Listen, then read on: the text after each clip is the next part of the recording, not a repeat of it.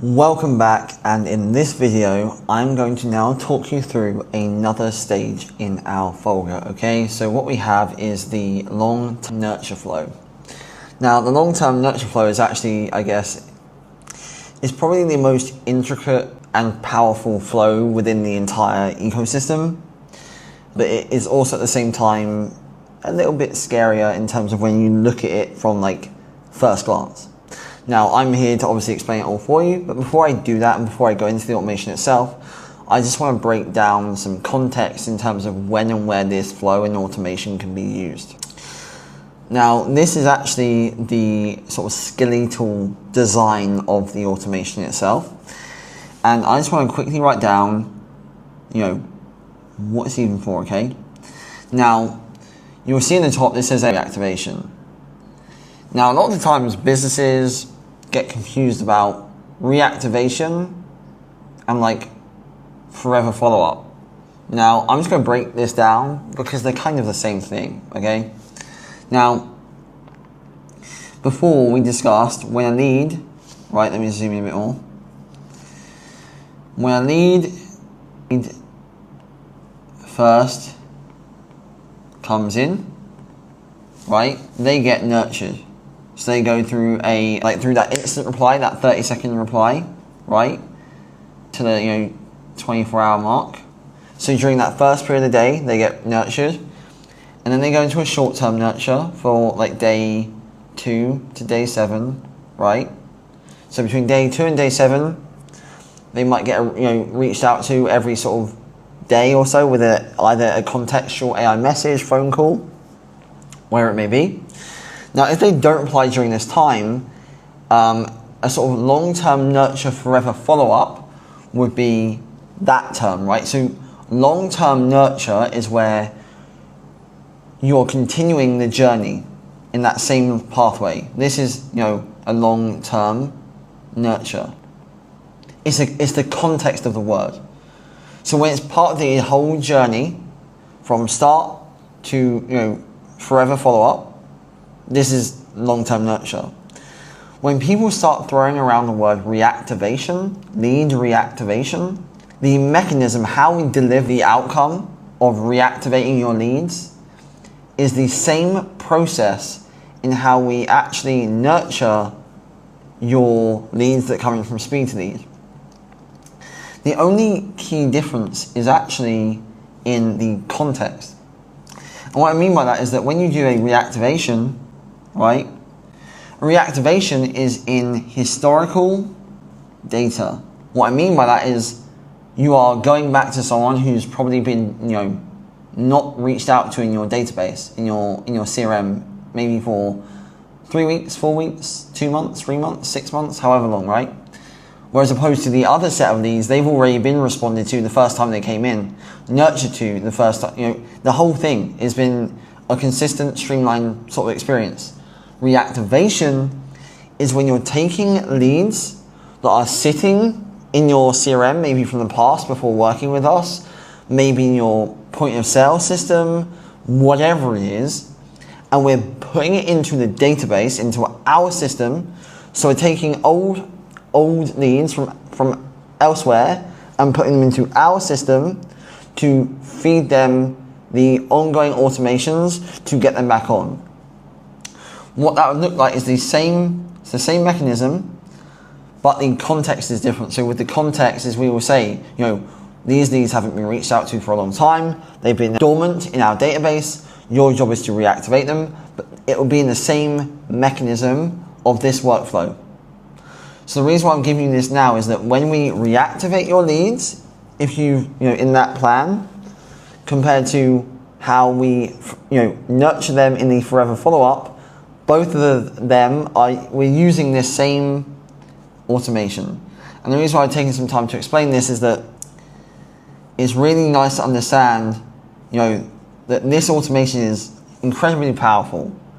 This automation basically now enables, right? So if you have a lead, that comes in, right, is, as I said before, it's very easy with the leaky bucket. There's many holes in this bucket, right? Many holes in the bucket. There's one here, there's one here, there's one here maybe, right? They're everywhere.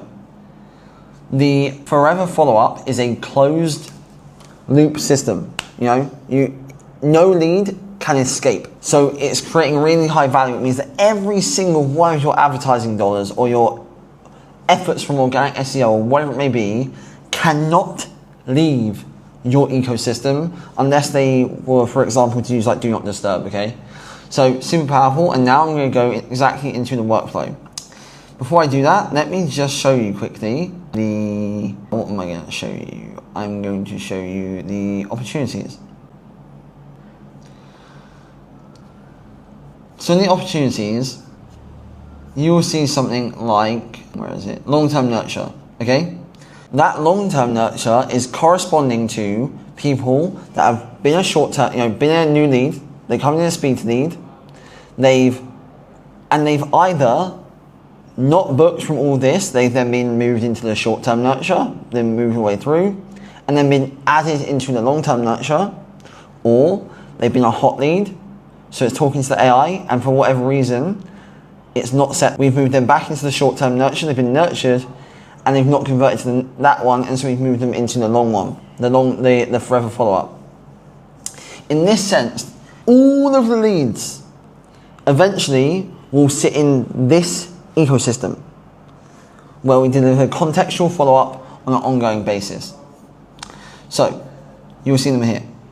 Now I'll just show you the link between the short-term nurture so you can see, because there's a little bit of a jump between them, is if I go into your lead opt-in flow on the short-term nurture here, what you'll see is at the end of this short-term nurture, you'll actually see them added to the long-term nurture, right?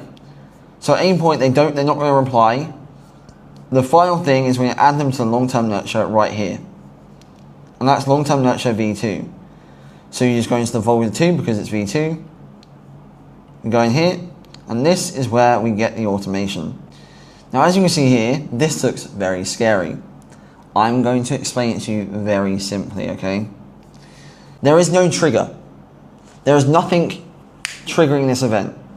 We built the automation so that we move them ourselves in our own, like triggering another automation to move them into here. When we move them into this automation, what we're going to do is we're going to update the pipeline field data. The reason why we do that, as I said before, if I do not do this, what is going to happen is that your new lead that should be that's actually being nurtured in the forever follow-up is still in the new lead section because they've not been, or in the short-term nurture, they've not been moved. You could theoretically, in the communication standpoint, I can move someone, I could be short-term nurturing them, and I can move them into the long-term nurture, and if I did not add this in here, I'm not changing the actual tracking of the lead. So all the update contact is it's updating the tracking of that lead in your back-end system, so you have great visibility of what's going on in your business, like really quickly, without having to like figure everything else out, right? Then we're going to update the sales pipeline. So it's going to now be the sales it's in the sales pipeline and it's in the long-term nurture stage. Now, during this time, we're going to roll a random number between 1 and 4. If it's 1, it's going down to 1. If it rolls 2, it goes down to day 2. If it rolls 3, it will go into 3. And if it rolls 4, it goes into 4. Okay? So each roll of the number corresponds to the branch it goes down. Okay? So if I roll 1, it goes down branch 1. If I roll 2, it goes down branch 2, so on and so forth. Now, you can tell me, Nathan, I want to increase the differences in time so that instead of 1 day wait or 3 day wait, I want a 5 day wait and a 7 day wait. That's fine. That's fine. We can do that for you. The infrastructure is just to set it up so it's a closed loop system. Okay? So let's say we just roll a random number and that random number is 1. What's going to happen is we check the result. What number is it? If it's 1, it's 1 day. If we roll 2, it's a 2 day wait. If we roll 3, it's a 3 day wait. If we roll 4, it's a 4 day wait. Now I could, as I said, say if I roll 1, it's a 3 day wait. If I roll 2, it's a 5-day wait. It doesn't really matter, right? It's the same principle. Now, if I then go, let's say we roll a 1, and this is random, by the way, because it creates a bit more of a human behavior rather than like following up every single person or every single day at the same time. And so it's personalized or like randomized in 2 ways. The timeline in which we reach out to the lead, and also the type of communication we send. So we wait 1 day because I rolled a 1, and then I'm checking if the appointment has been booked before I contact that customer. If lead has booked when they've been in the long-term nurture, they will be removed from the long-term nurture and they'll be moved to the booking stage.